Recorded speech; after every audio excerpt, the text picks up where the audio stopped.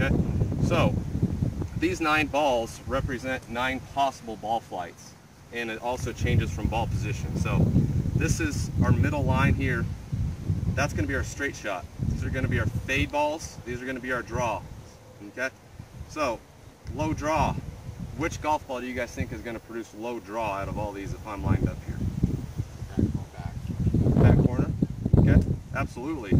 Because path is going to, so this ball's further back from my stance, path of the club is going to reach here. Rotation of the club is going to make that ball be lower and have shape right to left. So now the opposite ball over here, what's that one going to produce? Low fade, low slice, okay?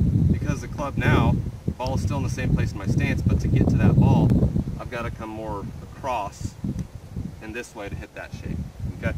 So now we know we've got fade, straight, and draw. So now these balls up here, fade, straight, and draw, but they're obviously going to go higher because the ball's further forward in our stance. So without moving, or ball position determines height and flight. We can hit low fade, low draw, all because ball's back here where the club's going to want to ground out, vice versa. We need to be able to hit low, medium, high ball flights, high shots. Okay. I'll go ahead and walk through a little demonstration for you guys here first. If you guys all want to come around on this side, kind of show you what I've got set up here.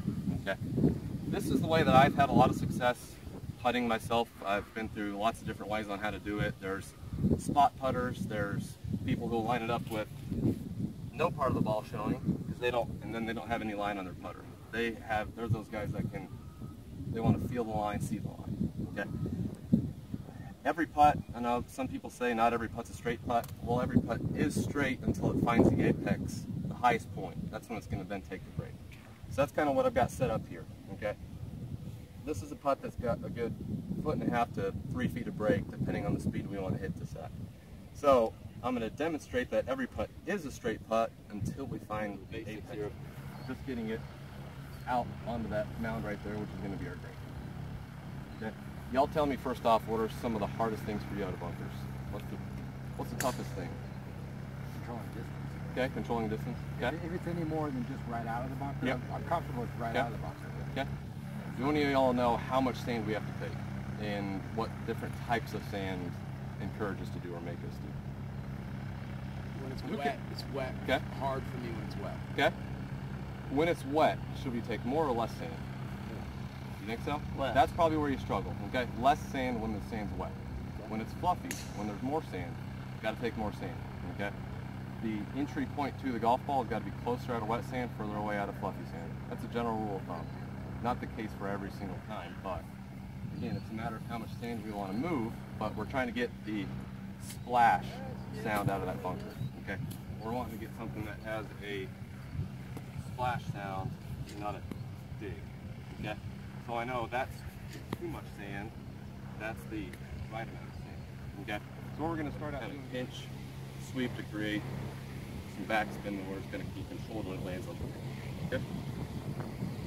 Just to go over that stuff, basics again, since none of y'all have short game lessons, short game work before.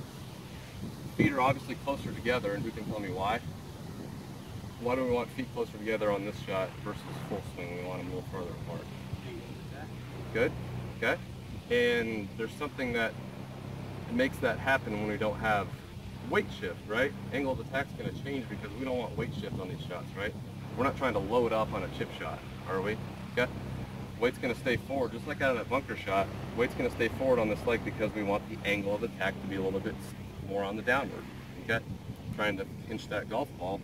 Well, the only way with the driver, we're wider here because I'm trying to load up behind because the angle of attack's got to be more from the up and under. Okay. We don't want to attack up and under on a chip shot. We're hitting it fat and thin all day. Okay. So that's the reason why feet are closer, weight's more forward. And I don't care, some people have the hands way in front. I like to have my hands a little bit in front, but as long as they're not behind the ball, we're okay there. But we have to have the hands ahead of the ball at impact. That's the one thing that's always important. So that's why I'll preset a lot of people in that position. That way, it's easier to get the hands back in the same place.